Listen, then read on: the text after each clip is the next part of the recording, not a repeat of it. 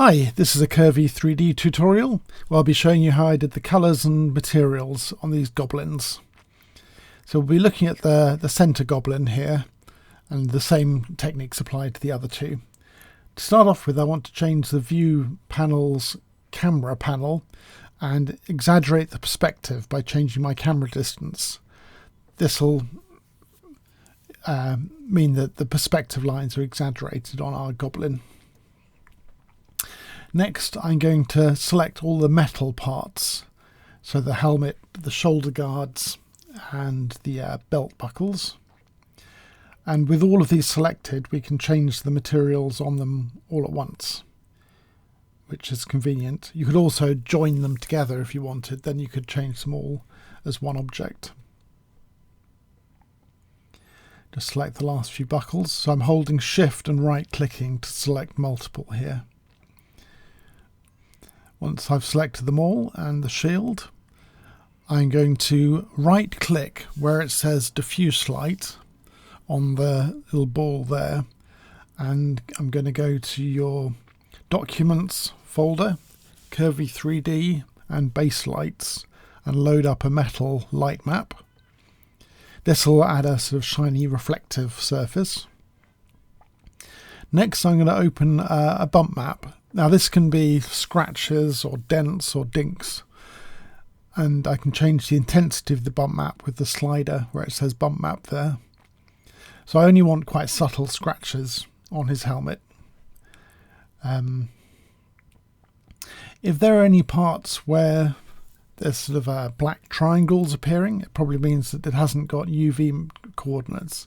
So you need to go to texture and apply a UV mapping, which I typically use perspective or cylinder quite often. You can also use sphere mapping. And I just make sure that all of my objects have been updated with proper UV maps. Now we've got this like nice, slightly scratched metal texture.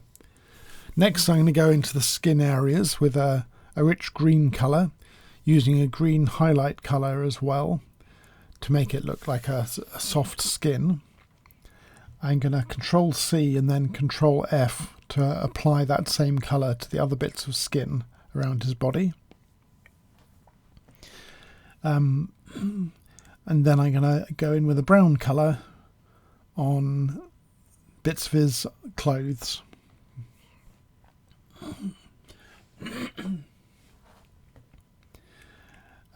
To add further detail, I'm going to load up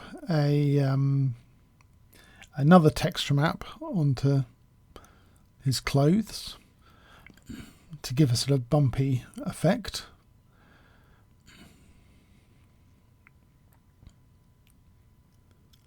Just apply the colour to the last few parts of his model. His wrist guards are going to be a slightly warmer shade of brown. I'm going to load up an eye texture onto his eyes. I want to add a bit more colour to his ears and his cheeks, so I'm going to go in with the sculpting paintbrush. This will apply vertex colours to the model. So I can just paint with a pink colour and it will multiply in with the green to turn sort of browny pink for his ears. With the sculpting paintbrush, I can use paint symmetry to paint both halves at once.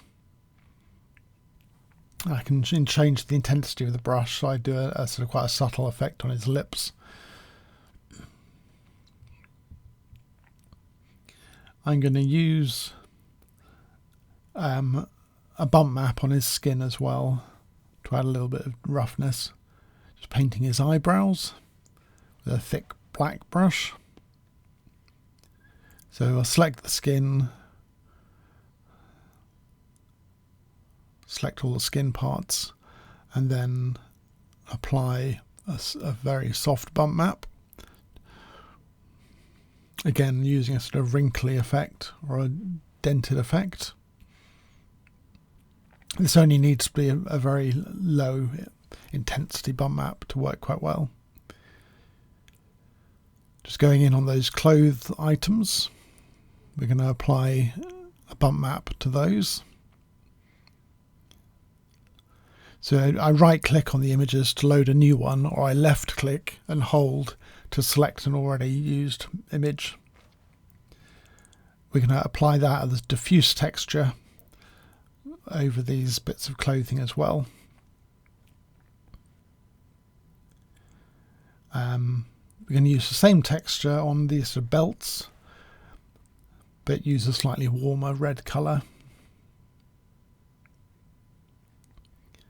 So holding left mouse button on those textures to change to something we've already used, or right mouse button to open a new one.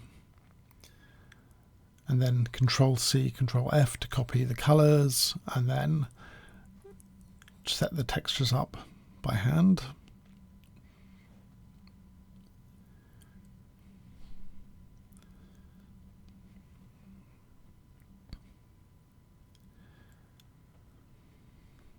Okay, just checking we've coloured in all those different sections. I'm going to paint a little bit of shading onto his claws and his feet. So I'm going to set the colour by setting the diffuse colour on the colour wheel, and then I'm going to switch to the paint colour and use a dark paint colour, and again the mesh paintbrush with symmetry turned on and a very low intensity, just to paint a little bit of shading onto his feet and to his claws to make them sort of blend a bit more naturally with the rest of the model.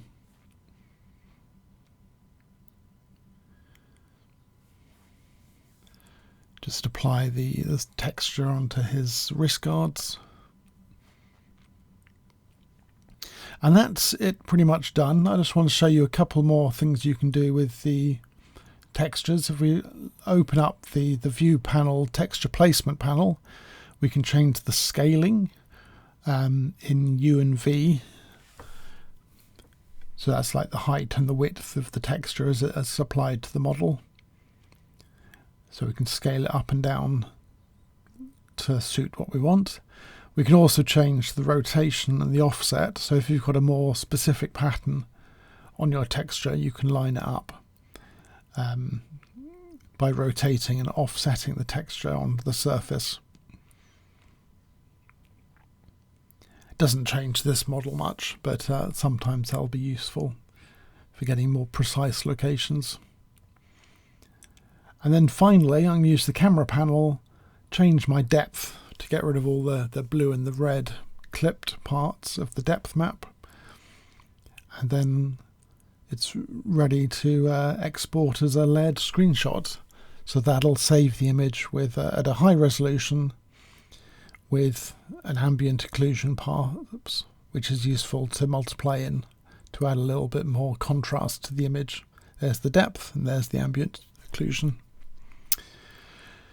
Well, this has been a Curvy 3D tutorial. You can try Curvy out for free at curvy3d.com, and check out the channel for more videos.